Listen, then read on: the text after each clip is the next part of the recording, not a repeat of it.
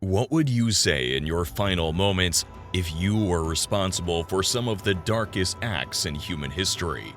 In a dimly lit courtroom turned execution chamber, 10 of the most notorious figures of World War II faced their final reckoning. These Nazi officers left behind words that still echo through time. So what exactly did they say? Were they remorseful, defiant, or in denial? Join us as we explore the last words of these Nazi officers. On October 16, 1946, several of Germany's most infamous war leaders were executed in Nuremberg. The executions were carried out through hanging. 24 prominent Third Reich leaders were charged with crimes against humanity during a lengthy trial that ended in their execution. The final words of the condemned were included in the extensive media coverage of the proceedings. After the Second World War ended, the question of what to do with the Germans accused of being behind the worst excesses of Nazi rampage over Europe confronted the Allies.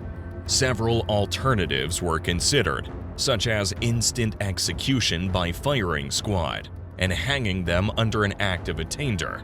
Eventually, the American wish for a trial prevailed, and the Allies established the International Military Tribunal. The earliest and best-known instance of the tribunal's work was to be the trial of the major war criminals, which took place at Nuremberg. The crimes committed by these Nazi officers were horrifying, unprecedented, and unfathomable. They were so bad that a new word, genocide, which had only been coined in 1944, was used in the British section of the indictment. The trial provided answers, explanations, and a measure of emotional release to a bereaved, shocked, and broken Europe. No matter how significant they had been or what they'd done, the world would witness that offenders were liable to face justice.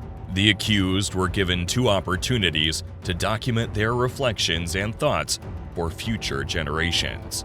The first one was when the prison psychologist came around bearing a copy of the transcript of their indictment and inquired about their opinions regarding the charges, while the second was during their execution.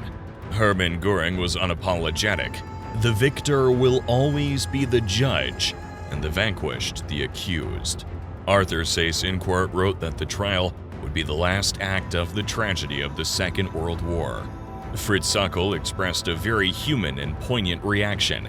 The abyss between the ideal of a social community which I imagined as a former seaman and worker, as well as the terrible happenings in the concentration camps, has shaken me deeply. Alfred Jodel's judgment was conflicting. A mixture of justified accusations and political propaganda. Joachim von Ribbentrop tried to evade responsibility. The indictment is directed against the wrong people.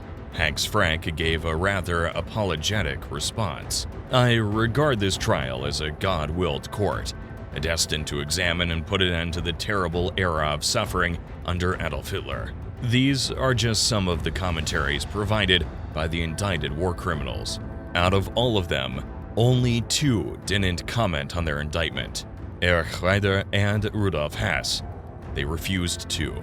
12 of the 24 indicted war criminals received hanging death sentences.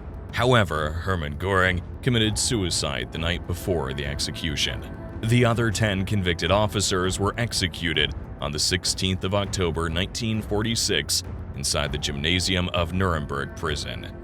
They were led out one by one for their execution. The man who carried out the executions was John C. Woods, who later on gained a reputation for being a botching executioner. This reputation came because he made a mess of the proceedings. Apart from the condemned not dying right away upon falling through the drop, some also hit their heads on the trap door as they went through. The Nazi officers were allowed to give last words and final statements, which they did while entering the chamber or standing on the scaffold. Their last remarks were heard by priests and other witnesses who were inside the room.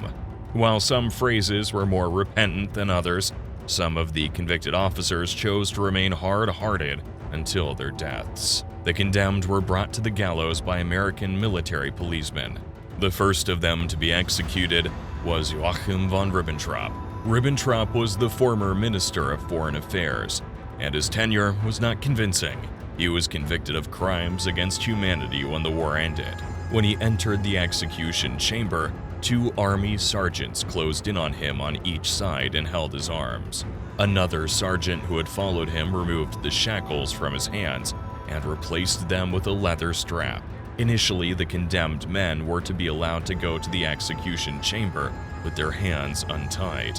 However, after Göring committed suicide, they were all manacled immediately. Von Ribbentrop maintained a stoic look till the end. He was asked whether he had any last words, to which he said, "God protect Germany," and then added, "May I say something else?" He was allowed to continue, and his final words were recorded as, "God have mercy on my soul. My final wish is that Germany should recover her unity, and that for peace, there should be an understanding between East and West. I wish peace to the world." He was then sent crashing through the trapdoor. After him was Wilhelm Keitel. Keitel was the most senior member of the military. Keitel was considered a man who idolized Hitler and would do anything to please him. He was a major war criminal and a strong aggressor in the German war efforts. Keitel didn't appear so nervous as he was led towards the gallows. His final words were, "I call on God Almighty to have mercy on the German people. More than 2 million German soldiers went to their deaths for the fatherland before me. I follow now my sons, all for Germany." After giving his final words, Keitel was hanged. Up next was Ernst Kaltenbrunner. He was a high-ranking member of the SS. The SS had carried out genocidal acts, and Kaltenbrunner was significantly involved. During his last minutes, his final words were, "I have loved my German people and my fatherland with a warm heart. I've done my duty by the laws of my people. I'm sorry my people were led this time by men who were not soldiers, and that crimes were committed of which I did not know. Germany, good luck." After him was Alfred Rosenberg. Rosenberg was a Nazi theorist and ideologist. He created a lot of policies that caused terror and persecution. During the Gutenberg trials, Rosenberg was found to be a planner in the invasion of Norway. However, his final words were probably the most underwhelming. When asked if he had anything to say, Rosenberg replied, "No," and that was it. Up next was Hans Frank. When Frank entered the chamber, he had a smile on his face but also seemed nervous. He was the head of the general government in occupied Poland, and his reign was one of terror. Frank was also responsible for 4 mass killings and exterminations. His last words were, "I am thankful for the kind treatment during my captivity, and I ask God to accept me with mercy." The 6th to go up to the gallows was Wilhelm Frick. Frick was the interior minister in Adolf Hitler's cabinet. He was involved in making many laws in Germany, including the Nuremberg laws that persecuted Jews. His final words on the scaffold were, "Long live Germany." Julius Streicher was next after him. As he was being brought in, Streicher shouted anti-Semitic vitriol and even offered a final Hitler salute towards the witnesses. He was the editor of the disturbing Nazi newspaper known as Der Stürmer. His last words were recorded as, "Adele, my dear wife." Unlike the other Nazis, Streicher put up a fight as he was being executed. Fritz Sadko was next after Streicher. He was involved in slave labor programs and had tried to protest his innocence before his death, but it didn't help much. His last words were, "I am dying innocent." The sentence is wrong. God protect Germany and make Germany great again. Long live Germany. God protect my family. Alfred Jodl was the next condemned man. As he made his way into the execution chamber, he appeared very nervous. He struggled to walk and was helped up to the gallows, where his last words were, "My greetings to you, my Germany." The final Nazi officer to be executed was Arthur Seyss-Inquart. He was the Chancellor of Austria before the Anschluss. He had forced many people into forced labor and had deported others to concentration camps where they were killed. As he was taken up to the gallows, he stated in his final words, "I hope that this execution is the last act of the tragedy of the Second World War, and that the lesson taken from this world war will be that peace and understanding should exist between people. I believe in Germany. In a few hours, the 10 indicted men of the Nuremberg trials had been executed.